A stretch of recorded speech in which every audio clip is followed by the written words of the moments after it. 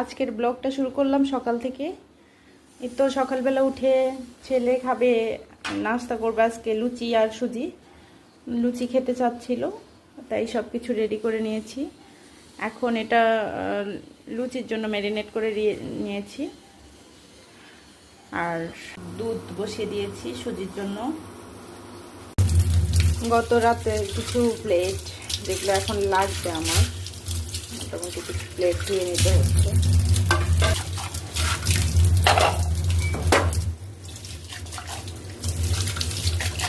যেহেতু লেট হয়েছে, মেয়েটাকে একটা ডিম সিদ্ধ করে দিয়েছি। আর ছেলেটাই তো লুচি খাবে করতেছে, ওকে আর কিছু দেয়নি, ও লুচি খাবে। একটু আঁকাআঁকি করতেছে। আর ওরা ওদের বাবার সাথেই আছে, যেহেতু ছুটির দিন আজকে। এটা হচ্ছে আমার সুবিধা, ছুটির দিনে বোনাস। ছেলে মেয়ে ওর বাবার সাথে আছে। আমি এখন রান্নাঘরে চলে যাচ্ছি।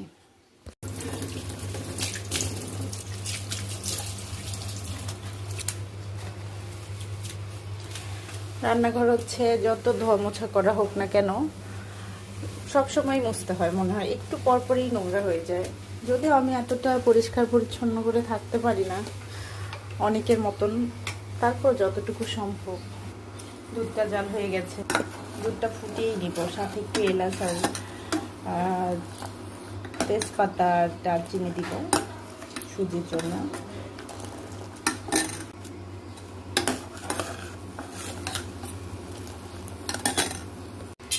ফ্রাই প্যানে তেল দিয়ে নিয়েছি। এবার আমি সুজিগুলোকে একটু ভেজে নেবো হালকা করে। যদি এখানে ঘি দিলে খুব ভালো হয়, বাট আমার কাছে এই মুহূর্তে কোনো ঘি নেই। একটু অল্প করে রান্না করবো, একবেলায় যেন শেষ হয়ে যায়, কারণ খাবার থেকে গেলে ঝামেলা। একবার এক খাবার খেলে কিন্তু আরেকবার খেতে ভালোও লাগে না ওইভাবে।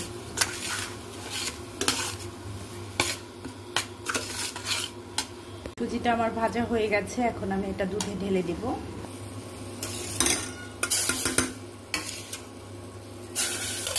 সুজি দেওয়ার সাথে সাথে একটু নেড়ে দিতে হবে, নাহলে দলা পেকে যায়।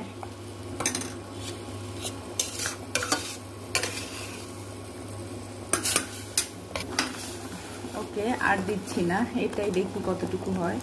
তাতেই মনে হচ্ছে ভারী হয়ে যাবে।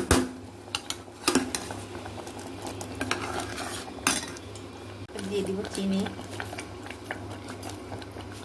ভারী হয়ে গেল, পাতলা করতে পারলাম না। এনিওয়ে, চিনিটা দিয়ে একটু জাল করে নামিয়ে দেব। এবার একটু কালি জিরা দিয়ে ম্যারিনেট করে নিব।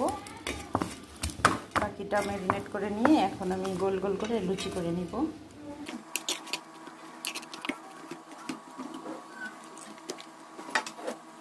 আমি যেহেতু একবারে লুচি শেপটা দিতে পারি না, তাই একটা রুটি করে নেই আগে, তারপরেই তো 4 ফালি করে কেটে নেই,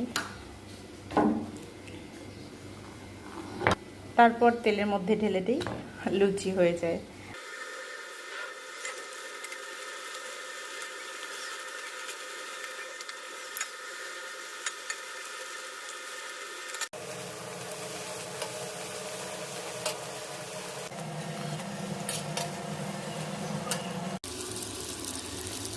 লুচি কিন্তু ফার্স্ট টাইমে এতটা ফুলতে চায় না, সেকেন্ড টাইম কিন্তু ফুলে উঠতেছে।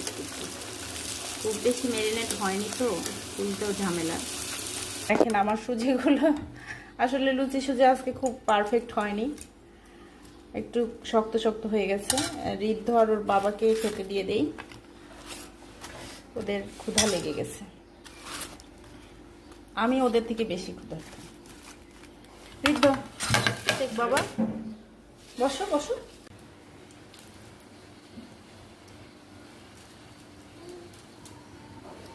মজা হয়েছে রে?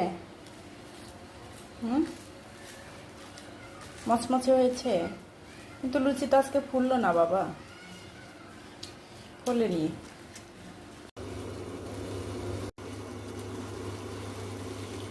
শুরুর দিকে লুচি না ফুললেও কিন্তু শেষের লুচিগুলো বেশ ফুলে গিয়েছে। এরকম কেন হয় বলুন তো? শেষের লুচিটাই বেশি ভালো ফোলে। তো সকালে নাস্তা খেয়ে নিচ্ছি, খেয়ে একটু চা খাবো, রেস্ট করব। এরপরে আবার দেখা হচ্ছে দুপুরে রান্না বান্নায়। অবসর আর কোথায়, এখন চা খেতে খেতে বিছানাটা চাদরটা চেঞ্জ করে ফেলবো, কেননা টুকটুকের ঘুমের টাইম হয়ে যাচ্ছে, স্নান করে ফেললেই ঘুমায়। এই কাপড়গুলো আবার মেশিনে দিব, চাদরটা এখন চেঞ্জ করে ফেলবো।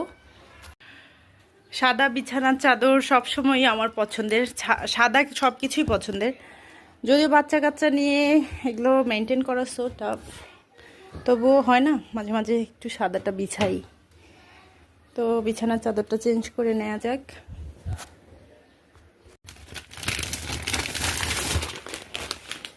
টুকটুকের এই সুন্দর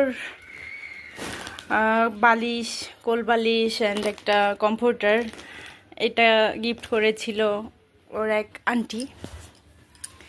দেখাই জিনিসগুলো অনেক সুন্দর। এই যে দুটা কোল বালিশ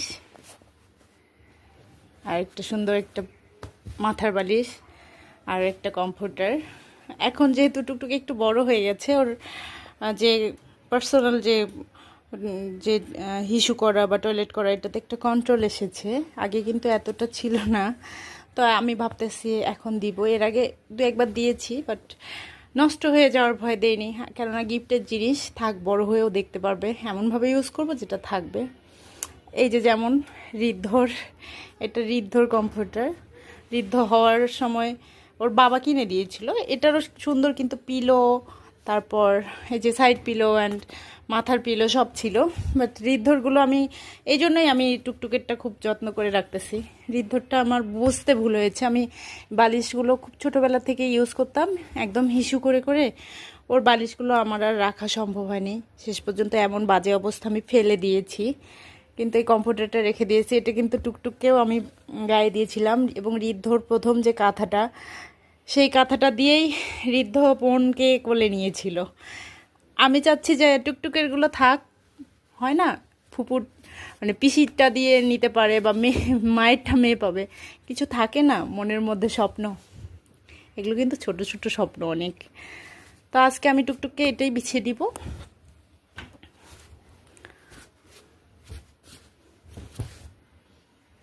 একটু ঠান্ডা পড়েছে যেহেতু, আজকে কমফোর্টারটাও থাক, রাতে লাগে।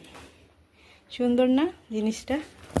ঘুমানোর জন্য রেডি, ওকে বিছানায় নিয়ে এসেছি, এবার ওকে ঘুম পাঠিয়ে দিয়ে বাকি কাজ আমার একটু রিল্যাক্সে করা যাবে, ও যদি ঘুমায়।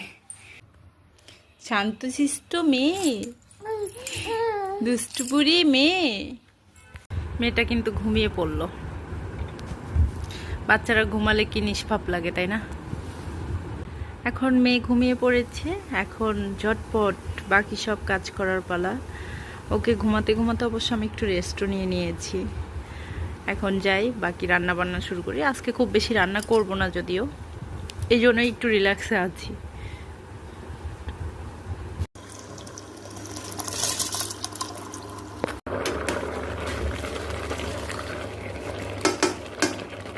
ভাত হয়ে এসেছে, এখন আমি দুপুরে রান্নার জন্য করলা আলুটা কেটে নিয়েছি, এটা ওই সাদা সাদা করে হলুদ ছাড়া ভাজি করব। আর কিছু পেঁয়াজ কেটে নিয়েছি, আর হাঁসের ডিমগুলো এগুলো আমি আজকে শুধু ভেজে জিরা আর মরিচ দিয়েই শুধু পেঁয়াজ দিয়ে ভুনা করব। আর আজকে রান্নাবান্না একটু কম করব, কারণ কালকে রাতে আমরা দুজনেই খাইনি, এই জন্য পুরো তরকারিগুলো আমি ভালো করে বক্স করে ফ্রিজিং করেছি, এগুলোই খেয়ে নিব আজকে। খাবার তো নষ্ট করার মানে হয় না, এই জন্য দুইটা মেনু করবো। জাস্ট বাচ্চারা ডিম দিয়ে খাবে, আলুটা থাকলে, আলু ভাজিটা থাকলে ঋদ্ধ এটা দিয়ে খায়। আমি মরিচ পেঁয়াজটা একটু পেস্ট করে নিয়ে ডিমগুলো ভেঙে দিব।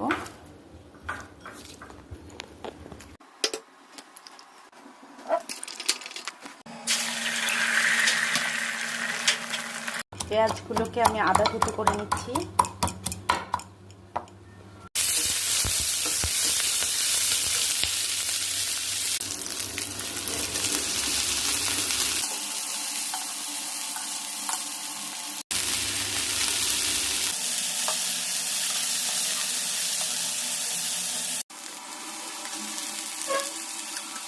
করলা ভাজি হয়ে গেছে, এখন একটা প্লেটে তুলে নিচ্ছি। আমার হলুদ ছাড়া করলা ভাজি তবুও কেন জানি একটু লাল লাল হয়। এনিওয়ে, আমরা একটু কাঁচা কাঁচা খেতে পছন্দ করি, করলাটা একটু কাঁচা কাঁচা আছে, বাট আলু সিদ্ধ হয়ে গেছে।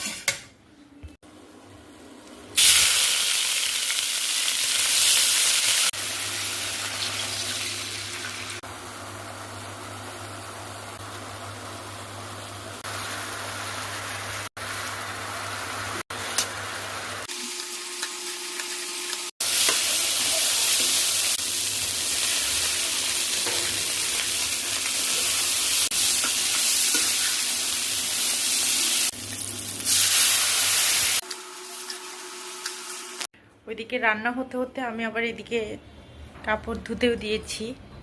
কাপড় ধোয়া হচ্ছে আমার দৈনন্দিন কাজ। ছোট বাচ্চা যেহেতু আছে, কাপড়গুলোকে আমাদের প্রতিদিন ধুতে হয়। কাপড় ধোয়া মোটামুটি শেষের দিকে। আমার ডিম ভুনাটাও হয়ে গিয়েছে, ডিমটা নামিয়ে নিচ্ছি। তারপরে এদিকে ঋদ্ধর বাবা বসে পড়েছে, কেননা ওরা চলে যাবে 3টায় ক্লাসে। করলা ভাজি আর কালকে সব তরকারি ভালোভাবে ফ্রোজেন করে রেখেছি সেগুলো।